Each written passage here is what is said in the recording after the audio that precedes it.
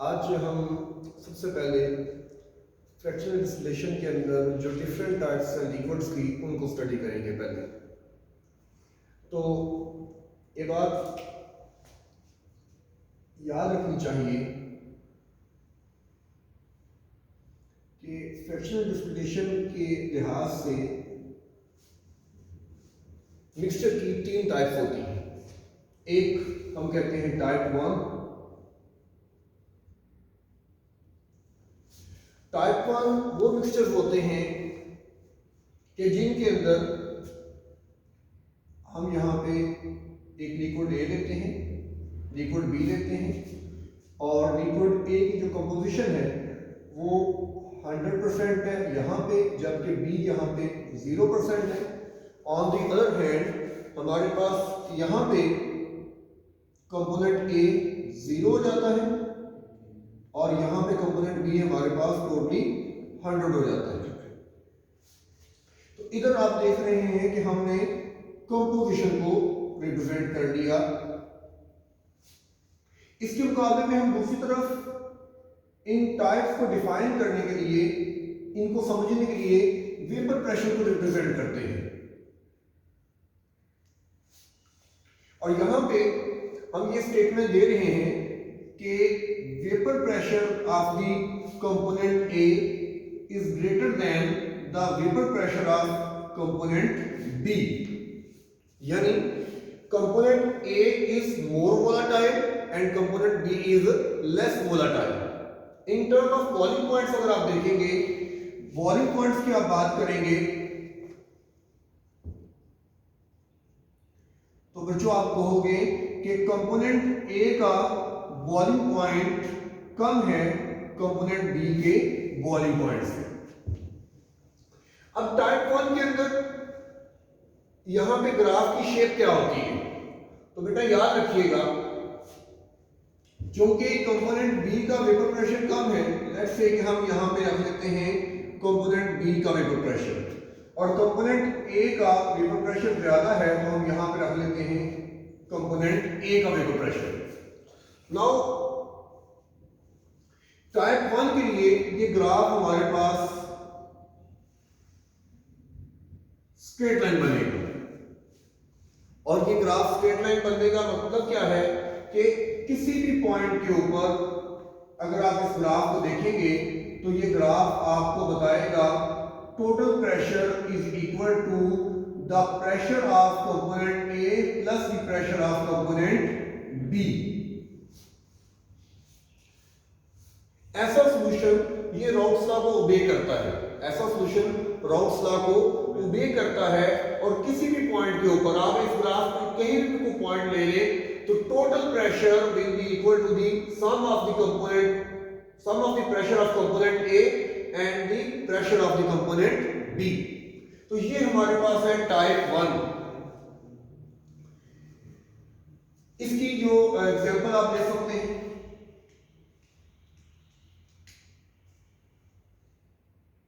इसकी आप एग्जांपल ले सकते हैं मेथनॉल प्लस वाटर।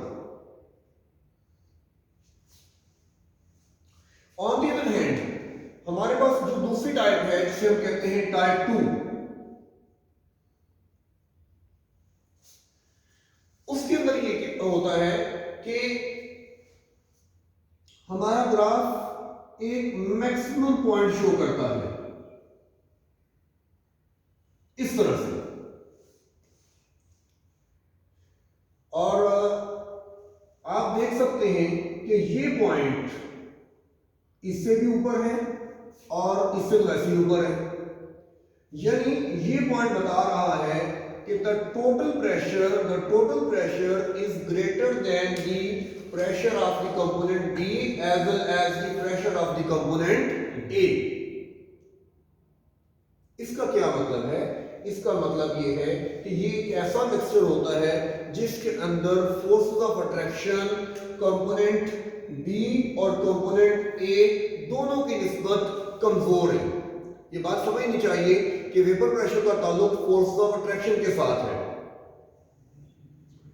इस सूरत में forces of attraction almost similar रहती है, उनकी स्ट्रेंथ में कोई ज्यादा फर्क नहीं पड़ता, लेकिन इस सूरत के अंदर force of attraction they have become weaker, वो कमजोर पड़ चुकी हैं, इसलिए इसका जो वेपर प्रेशर है वो एक मैक्सिमम पॉइंट तक पहुंचता है। तो ये हमारे पास है टाइप 2। इसके मुकाबले में तीसरी टाइप होती है, this is called type 3। Type 3 के अंदर एक ही ऑप्शन बाकी बचती है, वो आप समझ भी चुके होंगे कि वेपर प्रेशर कम होता होता होता फिर आकर एक मिनिमम पॉइंट को रीच करता है। इस मिनिमम पॉइंट और इस मैक्सिमम पॉइंट इनको कंपेयर जरूर करना चाहिए। जैसे कि मैंने आपको पहले बता दिया कि ये मैक्सिमम पॉइंट ये शो करता है कि फोर्सेस हैव बिकम वीकर, और ये मिनिमम पॉइंट शो करता है कि forces have become stronger. Forces क्या हो चुकी हैं, वो स्ट्रॉन्गर हो चुकी हैं। आप इनकी एग्जांपल भी ले सकते हैं। टाइप 2 के अंदर मैं आपको एग्जांपल दूंगा, एथेनॉल प्लस वाटर, और टाइप 3 के अंदर मैं आपको जो एग्जांपल दे रहा हूं, ये आप एग्जांपल ले सकते हैं वाटर प्लस HCl।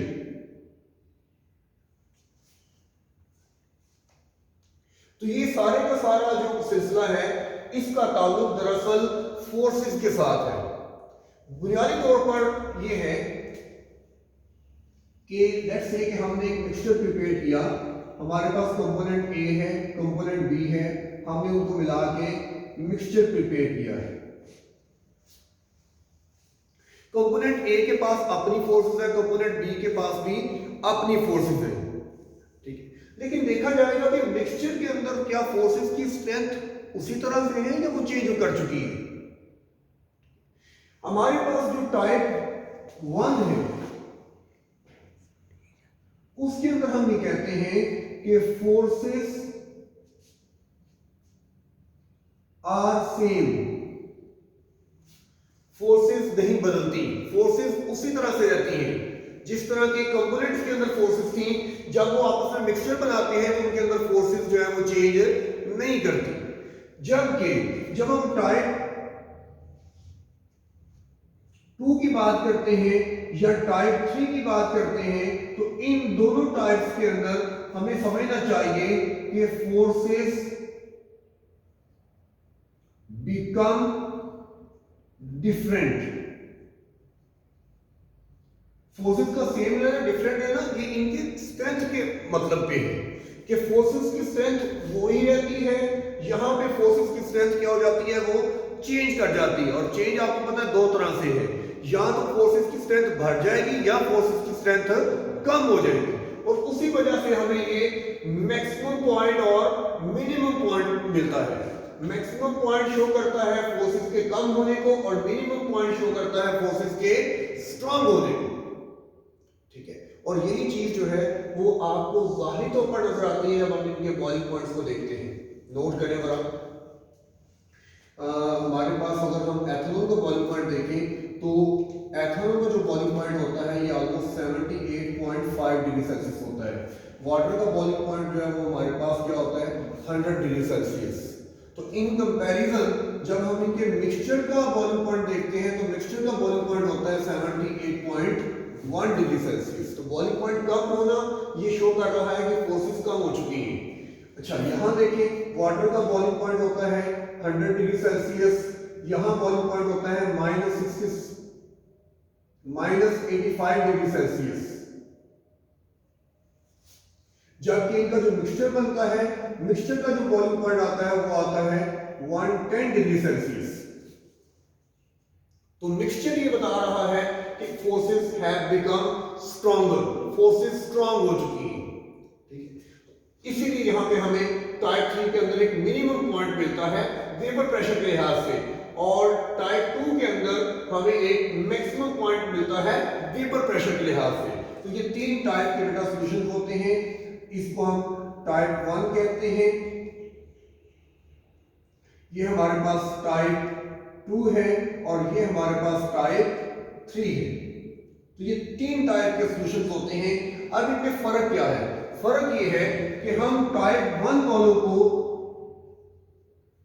जियोट्रॉपिक कहते हैं और जियोट्रॉपिक सॉल्यूशंस के अंदर किसी भी टेम्परेचर पर आपको याद रखना होगा कि composition of liquid mixture is not equal to the composition of vapor mixture.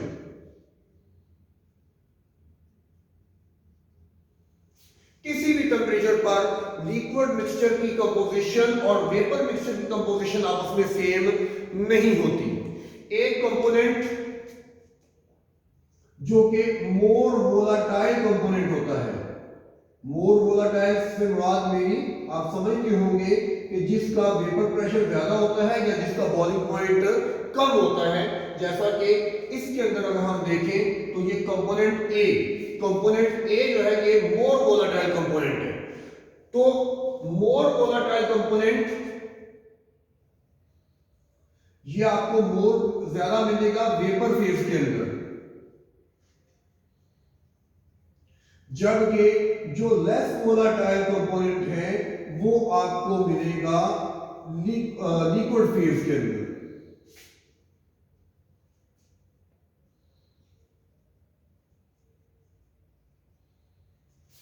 इसके बरक्स ये जो हमारे पास अगली टाइप बच हुई है जिसे हम टाइप 2 या टाइप 3 कहते हैं, इन मिक्सचर को हम कहते हैं एजियोट्रॉपिक मिक्सचर्स।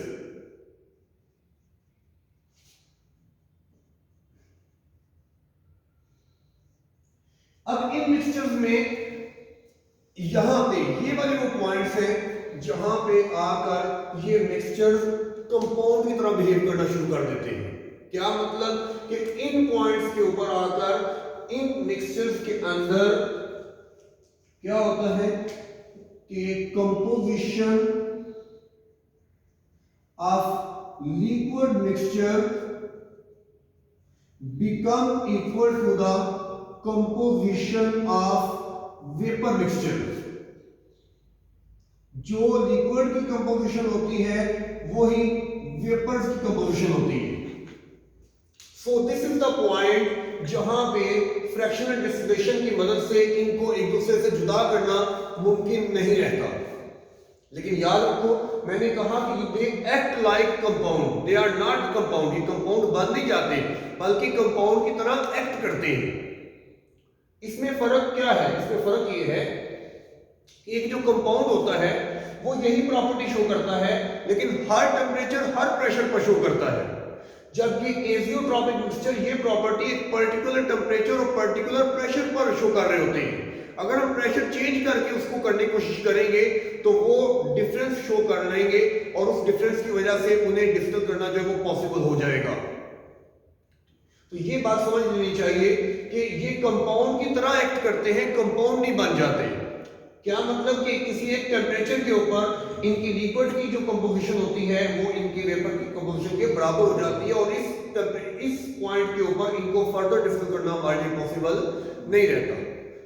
तो ये बेटा बुनियादी चीज है फ्रैक्शनल डिस्टिलेशन के हवाले से। 3 टाइप के लिक्विड्स हैं और उनकी डिफिनेशन के हवाले से भी आपने याद रखना है कि जियोट्रॉपिक मिक्सचर को मुकम्मल तौर पर सेपरेट करना पॉसिबल होता है, जबकि एजियोट्रॉपिक मिक्सचर को मुकम्मल तौर पर सेपरेट करना पॉसिबल नहीं होता।